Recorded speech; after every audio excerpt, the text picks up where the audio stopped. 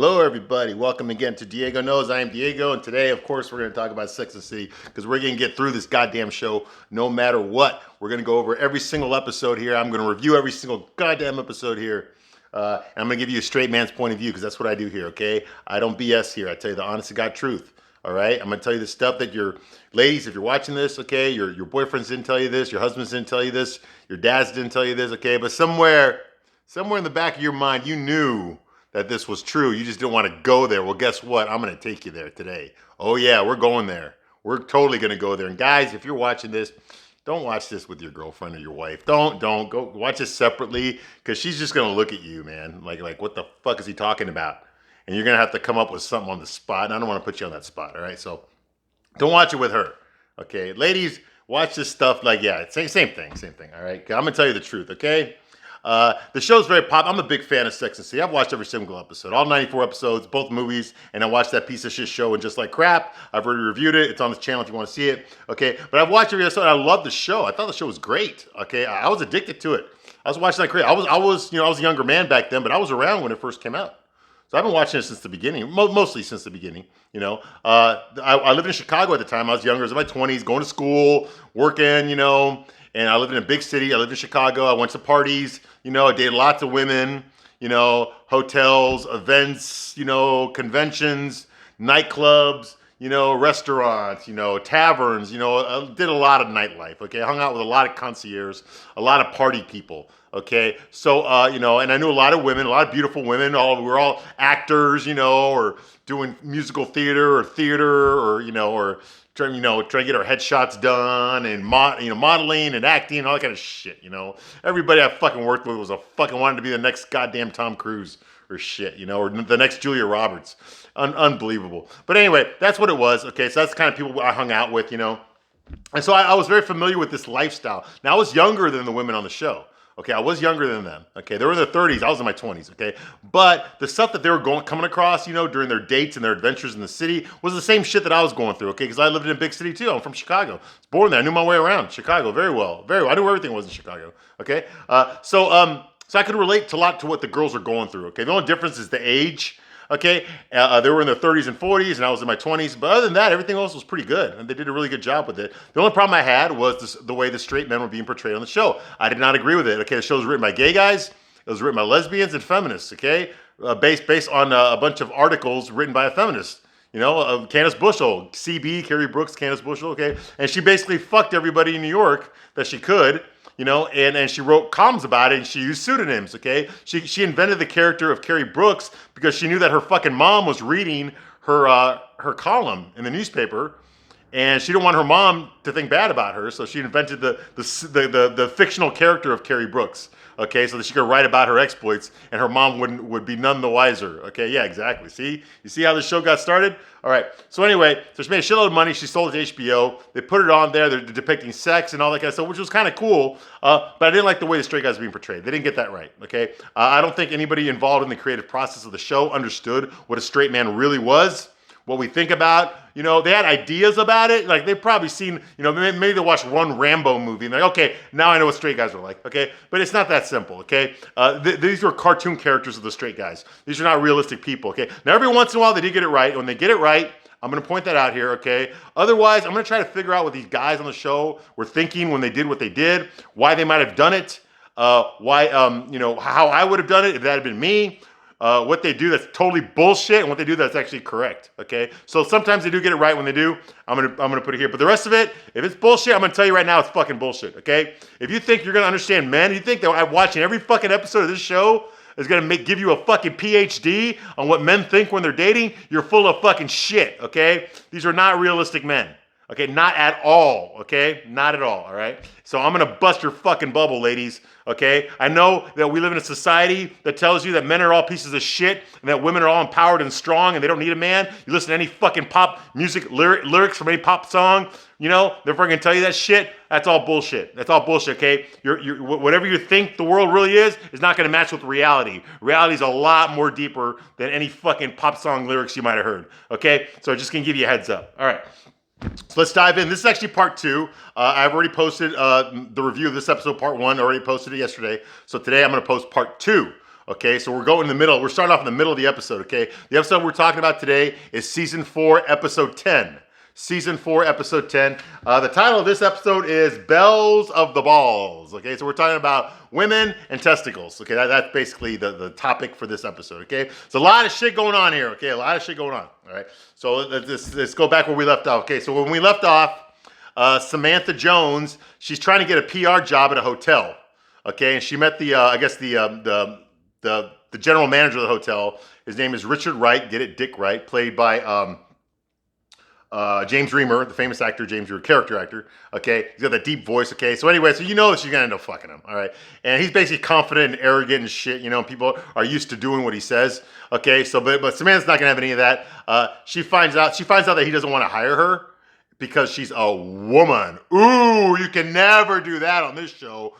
Fuck no. That's like fucking holy water and garlic to a fucking vampire. You start getting fucking, you know, patriarchy good, you know, you start getting that way on this show, you're gonna get fucking exorcised the fuck out of there easily, okay? Don't even think about mistreating a woman on this show. Don't even think about putting a woman down on this show. Fuck no. You're gonna get your balls cut off so fucking fast, you're gonna be the 5th member of the fucking cast.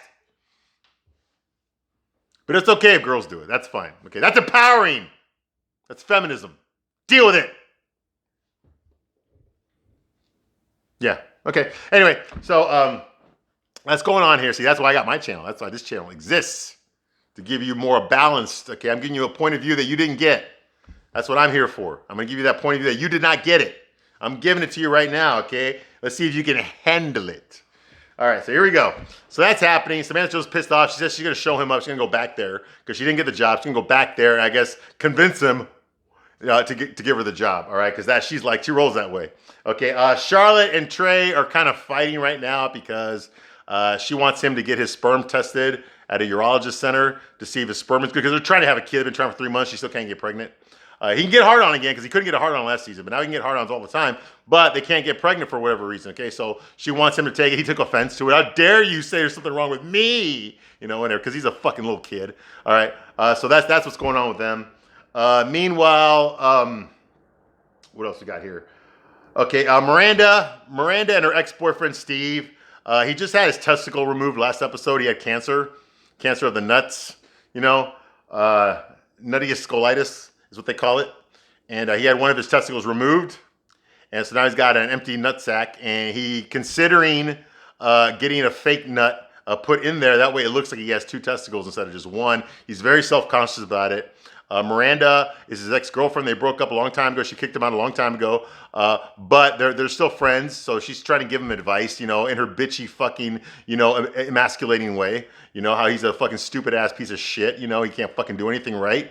You know, that's her way of giving him help. Okay. Basically, and when he tells her that he's concerned that he only has 1 testicle now, that he wants to get a new one, you know, she basically tells him that women do not care about that. They don't notice the testicles at all, really. They don't.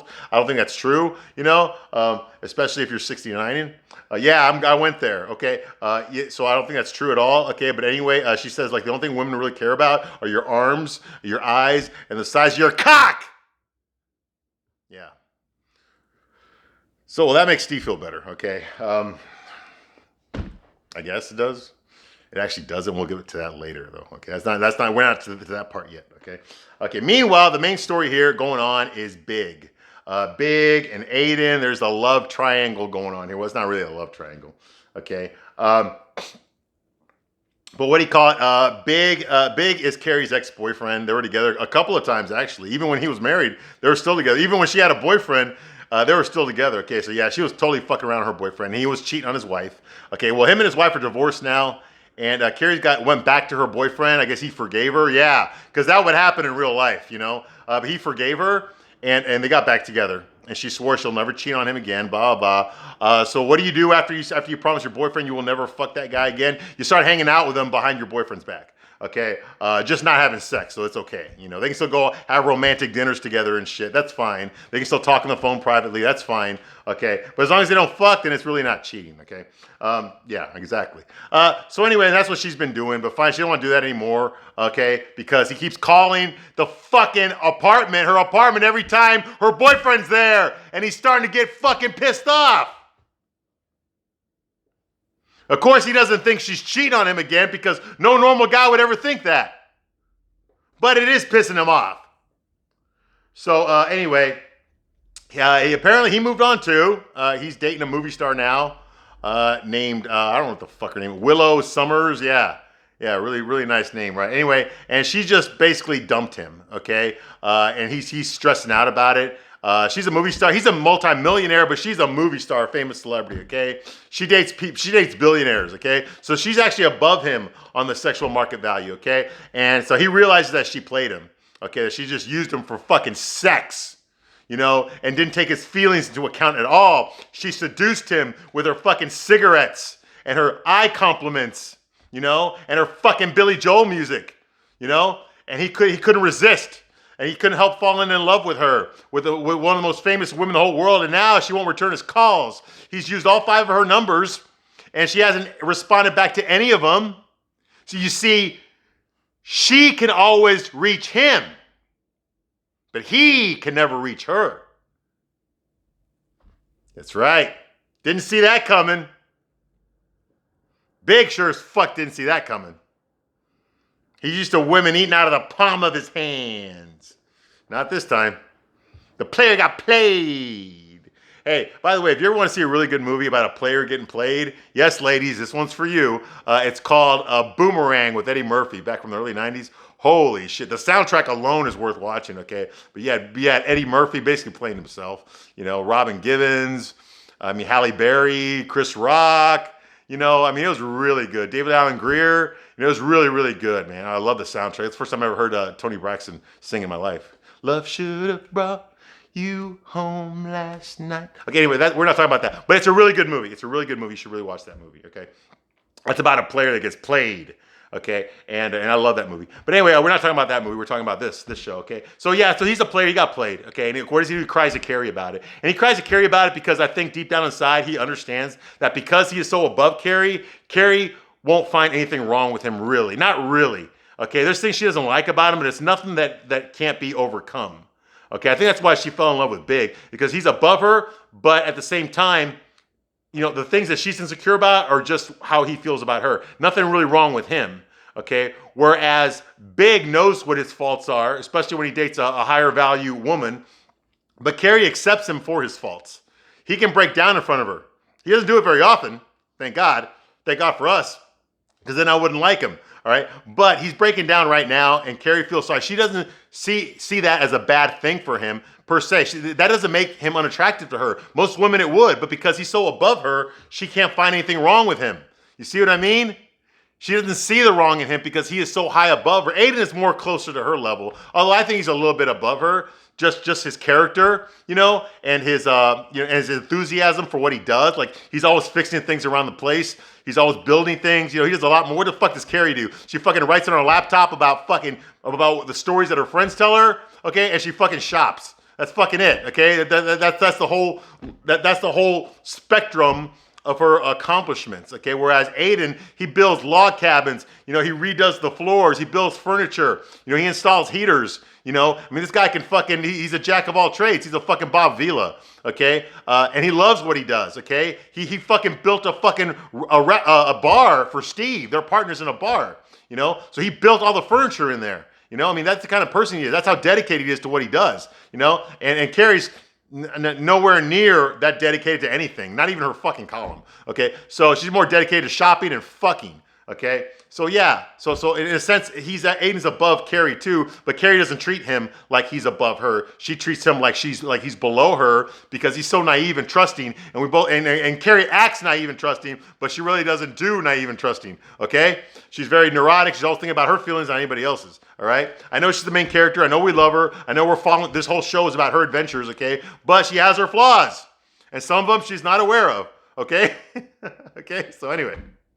So that's going on here. He's crying her. So Carrie invites Big over to the fucking log cabin. She's not in the city right now. She's out in fucking upstate New York, out in the fucking BFE boondocks, butt-fucked Egypt, at Aiden's cabin, the one that has no fucking AC, barely any electricity. There's fucking wild animals. I wouldn't want to be there either. I fucking hate the country. I fucking hate it. I'm from Chicago. Fuck that noise. I don't want to go out there and fucking with a shotgun, have to fucking kill my own dinner. Bullshit. Fuck that. They got to drive like 40 minutes away just to get to the nearest town, just to get fast food. Fuck that noise. I've been in a place like that and I fucking hated it. All right. And so does Carrie. All right. So of course, she gives Biggs directions over there to the fucking log cabin. So he's like, I'm coming over. Blah, blah. Really fucking smart, Carrie. This is your boyfriend's place. It's not your place. And you're going to invite, not only is he your ex-boyfriend, this is the same guy that you were cheating on your current boyfriend with. And you just invited him over to your current boyfriend's house without even talking to your current boyfriend about it. Real smart. Well, she feels a little bit guilty. So she explains to him, oh, I was talking to my ex, the one that was fucking behind your back. Yeah, I just talked to him and he's on his way over here. I gave him directions, and Aiden's like, hey, I don't want him in my house. I don't want that man here. Not in my house. And she's like, oh, but he's hurting right now. His girlfriend broke up with him. He was dating a movie star and she dumped him. And he's really upset, come on. He's my friend and I'm just trying to help him. Come on. Hasn't anyone ever broken your heart before? And she's like, okay, you got me on that one. But anyway, he's my friend. I gotta help him. Get the fuck out of here. Any normal guy would have said, okay, tell you what, when he fucking gets here, make sure you put your shit in his car too, and you fucking take off with him, and you go have your fucking talk. All right? And by the way, leave me the keys. That's what I would fucking say. But this would never happen to me. And you know why? Because I never would have fucking taken her back in the first place. Never would have fucking taken her back. And if I was stupid enough and desperate enough to take her back, I sure as fuck wouldn't stay with her if she's still hanging out with the guy she fucked me over with.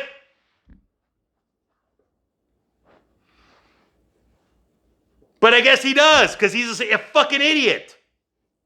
And now he's going to let this guy come over to his fucking house. Now he knows where he fucking lives. Aiden, why the fuck are you with Carrie? What does she fucking give you that's positive? What? How does she better your fucking life? What does she fucking bring to the fucking table other than her fucking drama and her bullshit? Why is he with her? I can list 500 reasons why he should not be with her. I can't list any why he should. That's bad. That's bad. The only reason he's with her, ladies, is because he's a fucking idiot.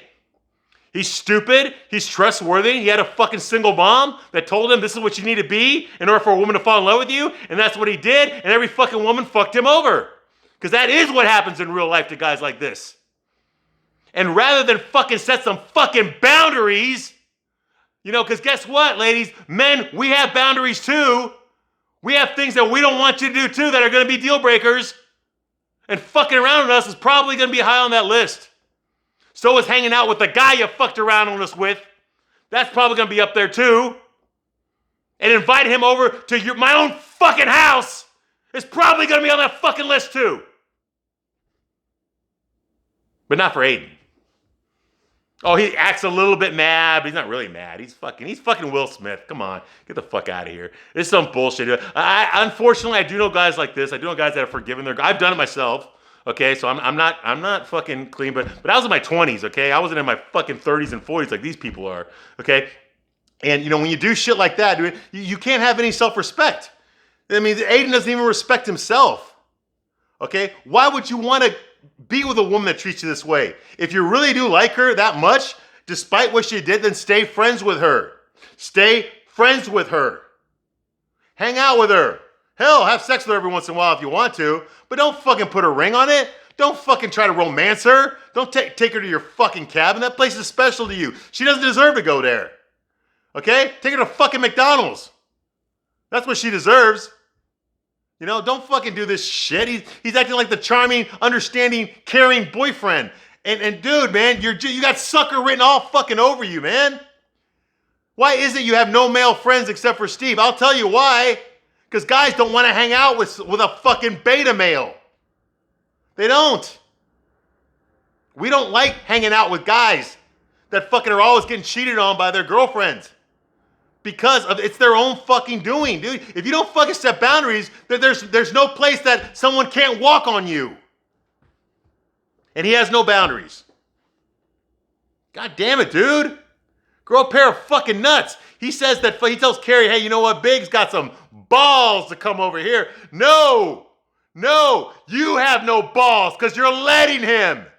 Which one's worse? Exactly. Anyway, he's not happy, but of course he's going to let her do it. He's going to let him come over. Yeah, of course. Because, that's who he is. All right, so that's going on here. He says fucking Batman is coming. Because there's an analogy about Batman. They were talking about Big earlier in the episode, and he compared himself to the Green Hornet when the Green Hornet fought Batman back on the 1960s Batman TV show. Yes, I remember that episode, both those episodes very well. The Green Hornet fought Batman, and everyone thought Batman was going to win. Okay, but the Green Hornet won because he had the moves. And that's what I have, Carrie. I have the moves. Okay, and Big is Batman, and your big Batman cannot defeat my Green Hornet, And I'm like, dude, man, see, that's what I'm talking about. There no straight people were involved in watching this show. Making this show, okay? No straight people were involved. Because if they actually had to watch those episodes, like I have 500 fucking times, they would know that the Green Hornet and the Batman fought to a draw. And if it had been a real fight, okay, then Robin was played by Burt Ward, an actor, and Kato, the Green Hornet's partner, was played by fucking Bruce Lee. One of the greatest martial artists that ever fucking lived. So it would not have been a draw, okay? But, I guess he didn't watch the episode. All right. I don't think anyone actually watched the Green Hornet and Batman involved in this show. Because that would involve, number one, it's a guy thing, so, the girls aren't going to do that. And number two, it's a straight guy thing, so, none of the guys involved in the show are going to do that either. So, oh my God, get that football away from me. Yeah, exactly. All right, anyway, Carrie's like, I invited him, he's heartbroken, whatever, his girlfriend dumped him, blah, blah. He's like, I don't want him in my house. Carrie's like, we're just going to have a quick talk, that's it, he's going to leave. And I would like, well, you go with him, but of course he didn't say that. He let her fucking do this, He's like, okay, fine, he can come over, but he better really be hurting or else, okay? So that's going on here. Meanwhile, Miranda and Steve are testicle shopping. They go to the doctor. She drops the fake fucking ball, the fake nut. She drops it on the floor. Oh shit, and then she picks it up again. She's like, Steve's like, what size? Well, she's like, oh, it looks like I dropped the ball. And he's like, oh, what size am I? What size is this? This is a medium. He's like, oh, well then, I guess I'm a large then. Miranda, a large? She's like, no, you're more of a medium. You're more of a medium, Steve. I am? A medium large, okay, Steve? You're a medium large. Yeah, that's what you are, Steve. You're a medium large, okay? Does that make you feel better? Because I'm not talking about your fucking cock!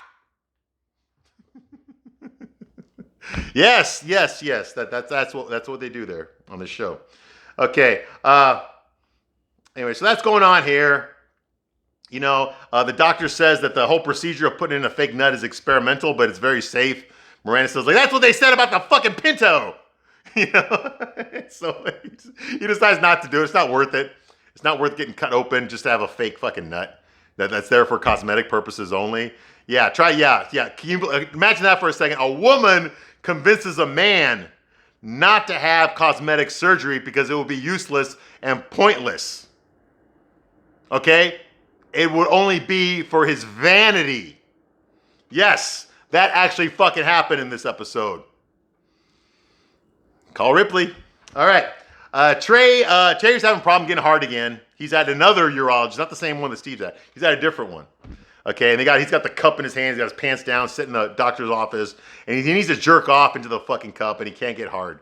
So he tells the nurse to bring his wife in there. So she comes in there. Oh, what's the problem? I'm here, Steve. I'm here, Trey. He's like, oh, I can't do this. I can't jerk off. I can't get hard again. That should have been his name, not Trey McDougal. It should have been Willie B. Hardigan. Okay, anyway, so he's jerking off. Okay, he can't jerk off. So she says, oh, I got something for you. So she brings over a fucking issue of Bugs. Not Bugs, Jugs. Jugs. Jugs is fucking tame as shit. You don't ever fucking read Jugs, okay? In the 90s, I did not fucking read Jugs. Jug was stupid. Those girls were all fat, okay? That's the reason, okay? You can't get off on that shit. You know what was a good one? Busty, okay? Back in the day, I read Busty, okay? That was a Hustler magazine spinoff, okay? That was from Hustler, okay? And those bitches look fucking good. Oh my fucking God. Dude, man, that's an era. It's long gone. But anyway, yeah. Don't read Jugs, read Busty. Be busty. Get the back issues, all right? But then again, now they got porn. Never mind. Anyway, I'm just dating myself. So anyway, so he gets excited about the magazine. Of course, Charlotte, who doesn't have any jugs, she starts, but I still like her. I'm still attracted to her. So she's the best looking one out of the four. She starts jerking him off, and he gets hard, so I guess he's going to come in the cup. Yeah, that's the subplot. All right. Moving right along. Rich tells Samantha, that's Dick Wright, get it? Richard Wright, the hotel executive, tells Samantha that he loves her stuff, He loves her work and everything. He looked at her resume again, but he's not going to hire her.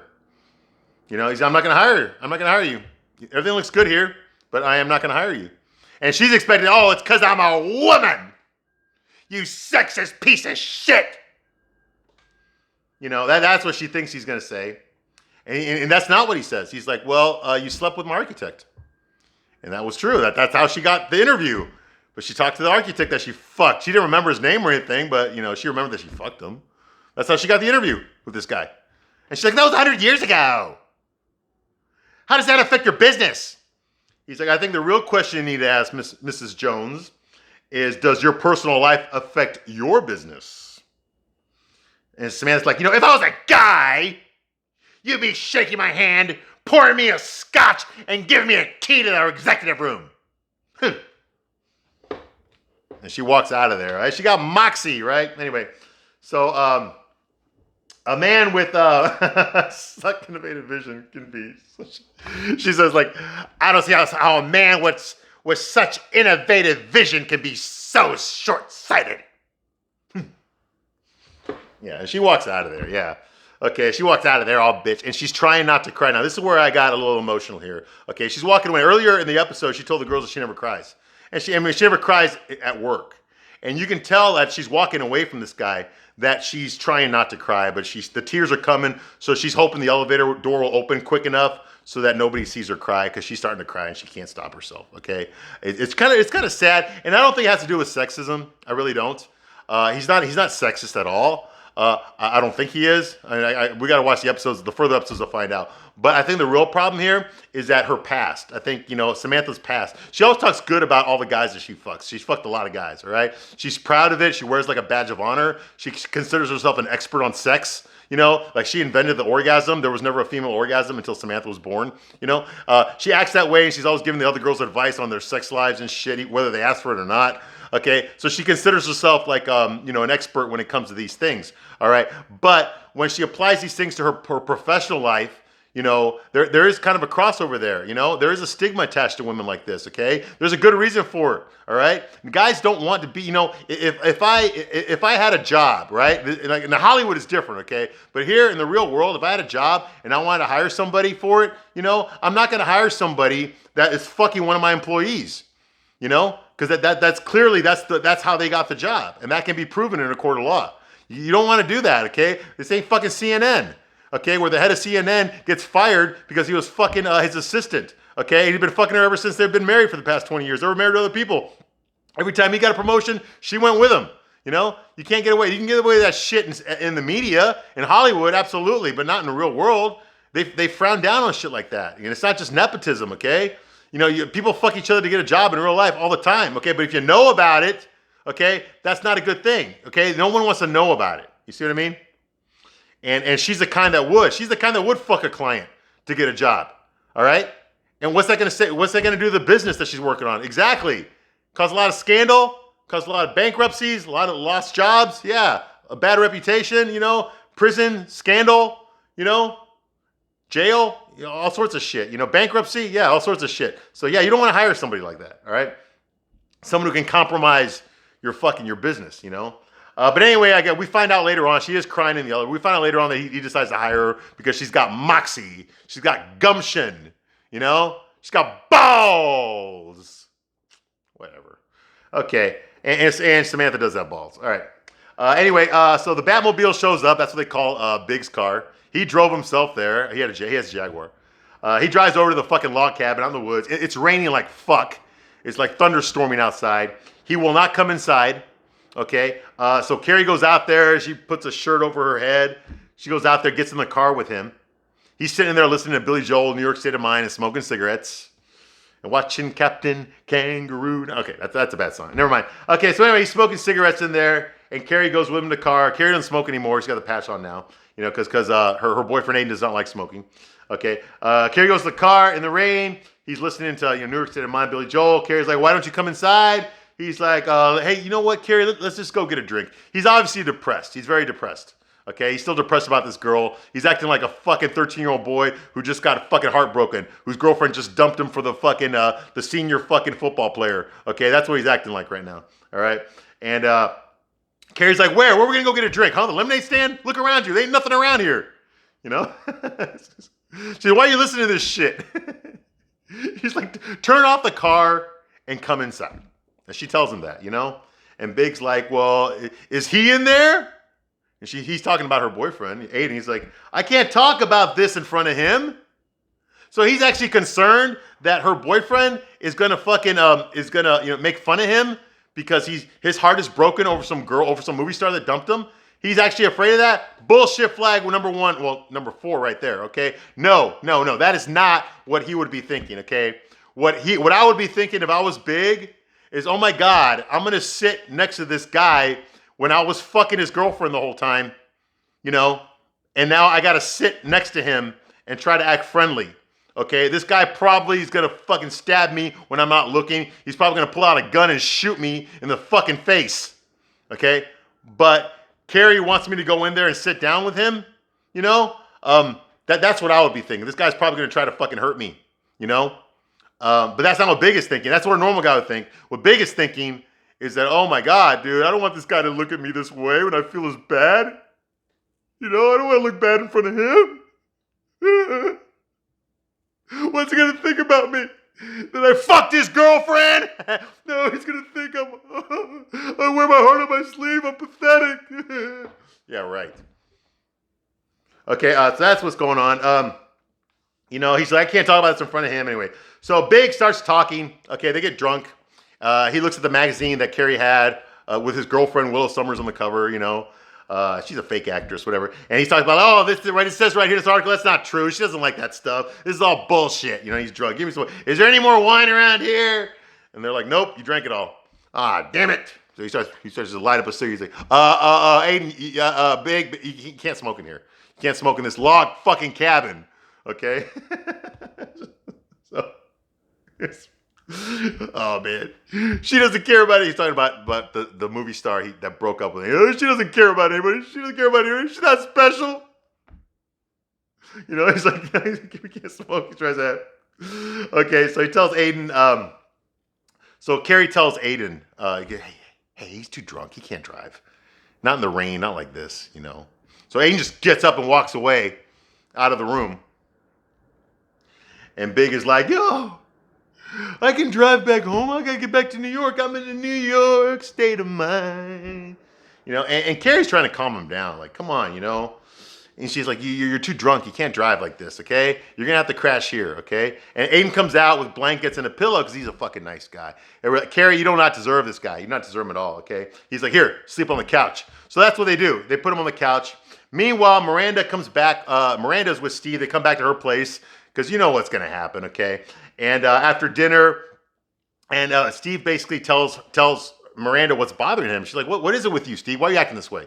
He's like, whoa, what do you think? Well, you're not going to understand this, Miranda, okay? But come on, look at me, man. Who wants to fuck a bartender with only one testicle? And she's like, She starts undoing his pants. Get over here, okay? And they start humping away. Humpsville, USA, yeah. Well, I guess you found out some fucking ugly fucking bitch will fuck you with one testicle. I don't like Miranda. Okay. Anyway, next day, Aiden is slamming his basketball against the wall. He's doing it on purpose. He's got a basketball net up there, but he ain't throwing the basketball in there. He's just like, boom, boom, okay? Making a big loud noise. So, of course, fucking Big wakes up all fucking, oh, what the, he's all hungover and shit, so Big wakes up. Carrie's like, hey, you need to go out there and you need to make friends with my boyfriend, Aiden. You need to make friends with him. I can't keep hanging out with you and being your friend if you are not getting along with my boyfriend. How the hell am I going to fuck you again when he's not looking? If you're not getting along, if he doesn't think that you're a nice guy. Yeah, well, she doesn't say that, but we don't goddamn well. That's what she was telepathically communicating with Big. Okay. Big's like, we're middle-aged men, Carrie. We don't make friends. We have nothing in common. Carrie's like, you have me in common. I can't stay in your life if you two don't become friendly. Yeah, what a bitch, right? There's a ball out there. There's two men. Figure it out. So, you got two guys and a ball out there. Figure it out. All right. Yeah, you really understand men, Carrie. Yeah, that's all there is to us. Okay, anyway. So Big goes outside and he confronts Aiden. Ooh, now I'm like getting somewhere, right? He's like, Big's like, hey, dude. Sorry I got drunk last night. I didn't mean to ruin your weekend. We don't, hey, you want to, let me shoot? So he's like, okay. So he throws him a ball, a basketball. He's like, oh man, that was a little hard, huh? And he's like, that wasn't hard. So, okay, well, let me take a shot. So the ball's all muddy. So when it hit Big, he got splashed in mud. He's like, Big's like, so he's like, okay, he throws it back, okay, and Aiden grabs it, and he fucking throws it back too. He's like, hey, you know what? You better watch it, okay? Now we're seeing men act like men here, okay? Now we're getting somewhere, okay? So Aiden throws the ball back at Big. Big's like, okay, you know what? You better fucking watch it. Like that's the exact same thing I would say in that situation, He's like, you throw the ball back. He's like, that was hard. And he's like, that wasn't hard. So he throws the ball back at Aiden. Next thing you know, it's like, they're fucking on the ground. Okay, hey, realistically, yes, the fight would end up on the ground. Okay, it's not like those action movies where everyone's fucking double fly fucking, backward roundhouses and shit. There's no Van Damme split kicks up in the air. None of that fucking shit. None of that Rambo fucking, blah, blah, blah, shaky cam fucking Born Identity bullshit. Okay, it's a real fight between two middle-aged men who are both, I'm sorry to say, they're out of shape. They're both out of shape, okay? And they're both like in their 40s, early 40s, I think. And they're both like 6'4" or shit, so they're going at it, okay? Now you'll notice Aiden's wearing a green t-shirt and Big's wearing a black one, get it? Green Hornet and Batman. Yeah, so they're going at it in the mud. Blah, blah, blah. It's like mud wrestling, but with two fucking middle-aged, out-of-shape men. Okay, so Carrie, oh my God, stop it! You're both middle-aged men! If one of you dies, who am I gonna fuck? Well, she doesn't say that part, but that's what she's thinking, Anyway, so they stop fighting because Pete, Aiden's dog, bites Big in the ass. So he gives up. They end up taking a shower, and next thing you know, they're sitting together over the table. Carrie's in the middle, and they're talking about his breakup.